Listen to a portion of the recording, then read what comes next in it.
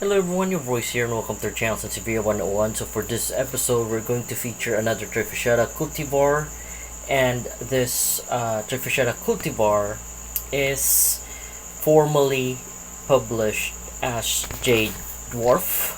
So it can be written properly as Sansevieria trifasciata Jade Dwarf. So Sansevieria as the genus, trifasciata as the species, and the cultivar is Jade Dwarf. So um, in the market now, though, it has many names. It is known as Black Pagoda.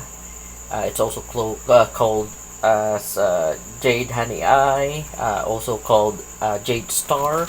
Those are the other names that I can recall, which is related to the specimen which I am presenting to you right now.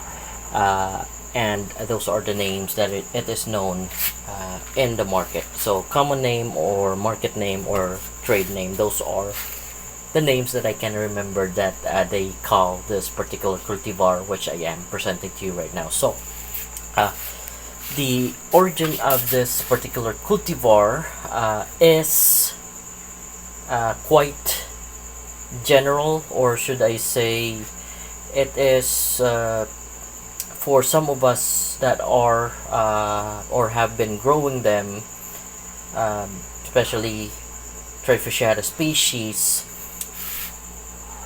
Jade Dwarf or Jade Hahnii.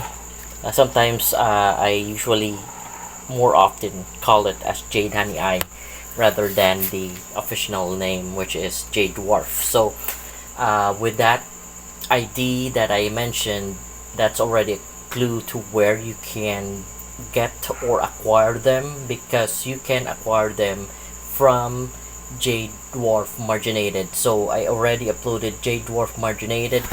They are the trifasciata short leaf cultivar which have a solid green color, but what's different is that they have yellow margins on the sides of the leaf. So they have thick yellow margins on the sides of the leaf. You can also get this particular cultivar, or you could acquire it by leaf propagating the Jade Dwarf marginated. When you leaf propagate Jade Dwarf marginated, it will lose the variegations on the sides and it will just give you the one that I am presenting to you right now. So if you want to see what's Jade Dwarf marginated, all you have to do is to look for the previous episodes on the channel. You can also use the search tab of the channel Sansevieria 101. Just type in Jade Dwarf marginated.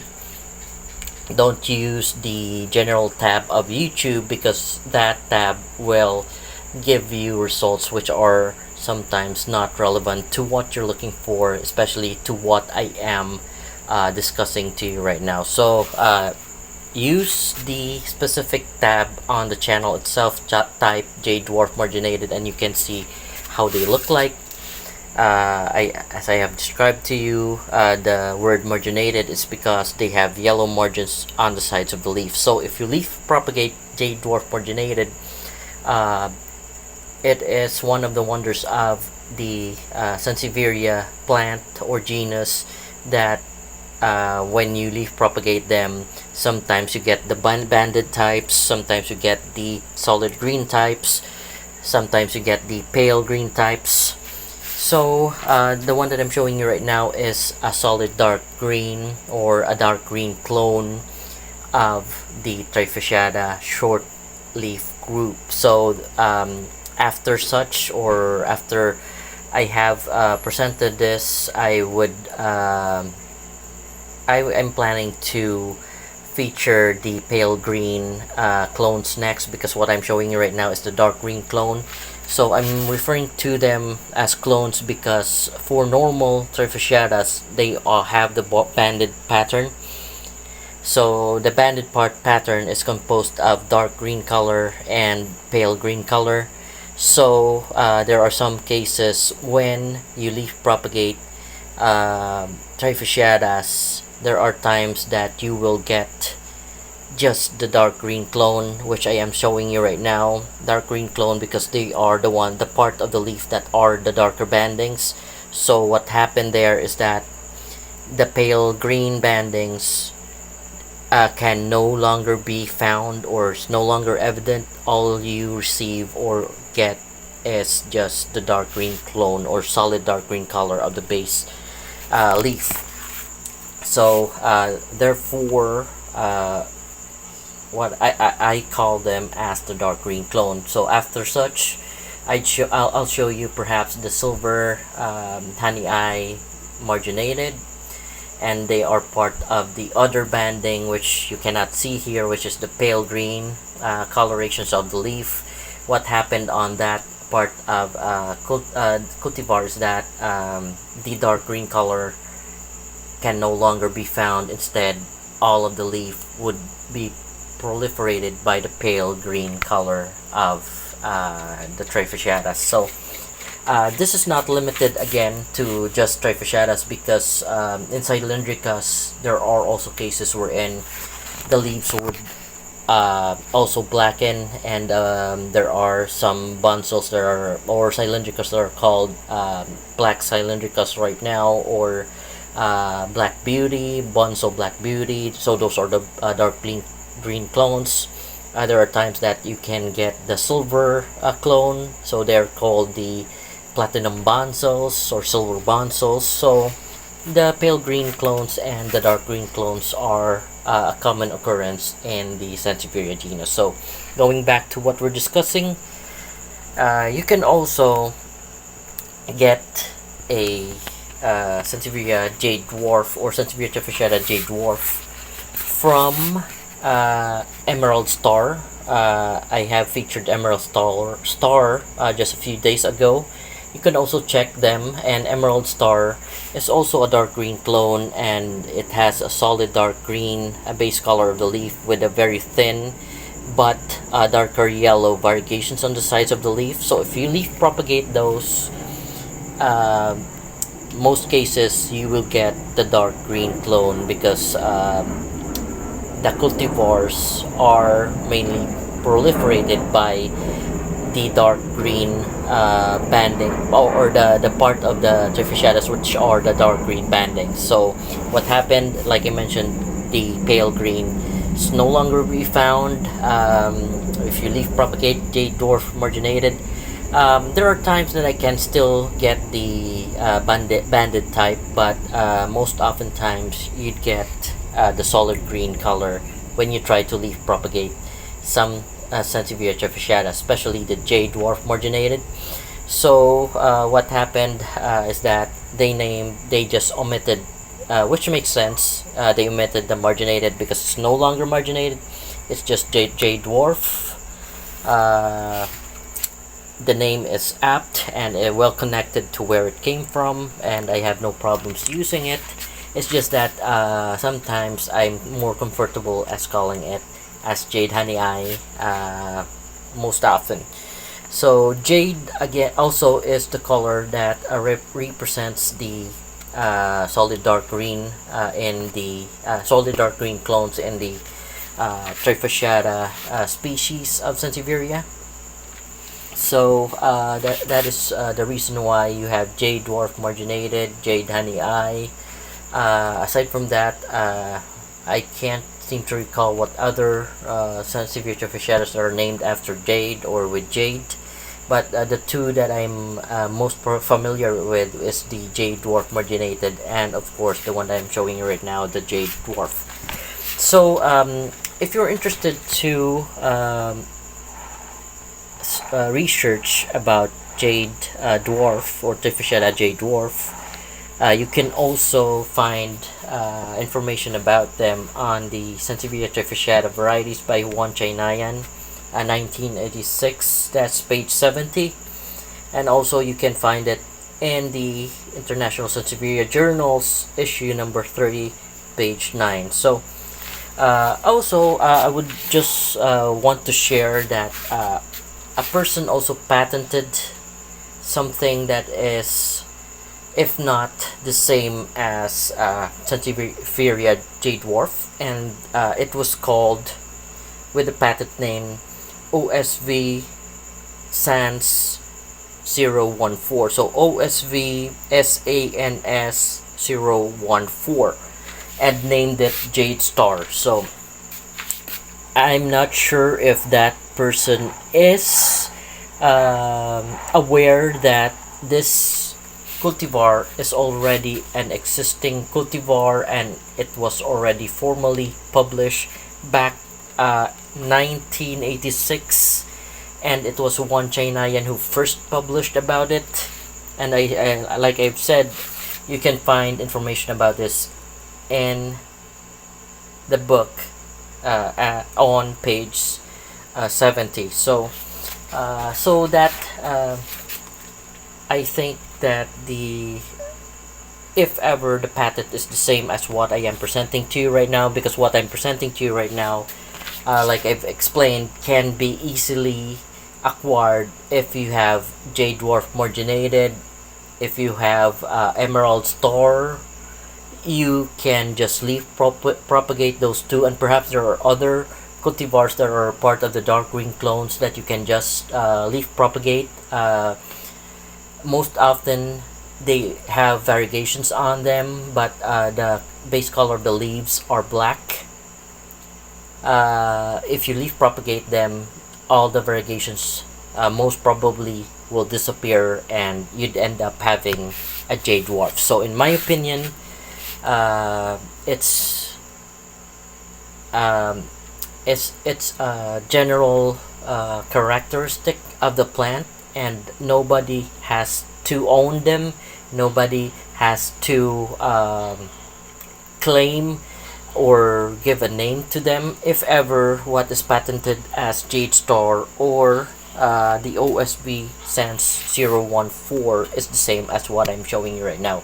Because if you read the book of Juan Chinayan, the Sansevieria trifasciata varieties, there is no one that is stated there that invented or discovered Sansevieria Jade Dwarf, because like I said, it is a common trait of the short leaf group of trifasciata, especially Jade Dwarf marginated and dark green clones. It can commonly be acquired, so no one has to discover it, no one has to claim it, because it is a general trait of a short leaf dark green clone, so anyone can get it. That is why on the as well as the journal, there is no one that has taken the claim, because it's a general trait of a marginated dark green clone. When you leaf propagate them, you can acquire the one that I am presenting to you right now. So also I can give you the patent number of Jade Star. It's USPP 34365P3. The inventor is Volkert Hoaxed. I'm sorry if I have pronounced that incorrectly, but you can just check the patent number, or you can Google it, and it will give you some information about Jade Dwarf. So again, those are the information that I can share to you. What's next is probably, because we're talking about a dark green clone, the same as Jade Dwarf marginated and part of the short leaf group. I don't think it's necessary, but just to show you, I could again clip the camera. Clip the camera, and we will take measurements of this specimen. And so far I have found it useful to just use this measuring tape instead of some stiff ruler. So one that I'm showing you right now is kind of long, so it's almost not a normal specimen, because usually I would say that the leaf length of the short leaf would be around 3 to 6 inches, but this one reaches 7 or 7.5. So I guess we can say that moving forward for the short leaf, they can average to about 3 to 7.5 for the leaf length. For the leaf width, I'm getting a reading of 3 inches. I can show you, but I have to focus. That's how I measured it. And the one that is the length would be 7.5, like I mentioned. So that's where my thumb ended up measuring the longest leaf. But all the other leaves would be, like I have already mentioned, 3 to 6 inches, except for the one anomaly, or the one leaf there that is very tall. But on an average, I would say that it's still 3 to 6. With anomalies, they could reach to 7.5. And perhaps I'm not really very sure if they can mutate to a medium-sized leaf, wherein they will belong to the compact group of trifasciatas. But what I am showing you right now is literally what I've measured and what I've shown you when I took the measurements of the specimen for Sansevieria Jade Dwarf. So aside from that, it's all the same with Jade Dwarf marginated and Emerald Star. At times they can stack, and perhaps I can show you a picture of how tall I have grown Sansevieria trifasciata Jade Dwarf. But like I mentioned, it's very hard to grow them to very tall stacking types, because most usually they will rot out on this part, or the lower part, or the section would usually not last long, and then you have to cut the top portion to save it and replant it, and then you end up with having a short or a smaller, not stacking, or stacking, a smaller stacking short leaf trifasciata. So I don't know if I can share an overlay of what I'm talking about, but I'll try to look for that picture. Aside from that, though, I have nothing to add. So folks, if you have any questions or suggestions, don't hesitate to leave a comment below. And if you like what I have presented, before I leave you though, let me just add one more characteristic. So since Sansevieria trifasciata Jade Dwarf is already a product of leaf propagation, so follows when you again leaf propagate it, you can no longer get the banded type. Moving forward, what you will get when you leaf propagate it, let me focus, you will never get the banded types anymore, because theoretically I would say that they have lost the pale green genes on them. So if you try to leaf propagate Jade Dwarf, you can never get a pale green clone. You can never get a banded type from them. If you leaf propagate them again, you would just end up having the same color, which is a dark green base color without any bandings for offsets when you try to leaf propagate them. By the way, this sample, the rhizomes on them already rotted, but the leaves I just left out for them to grow, and that's how they look like. It takes time though for the leaf propagations to grow. So, but then for the purpose of showing you what I'm talking about, if you can see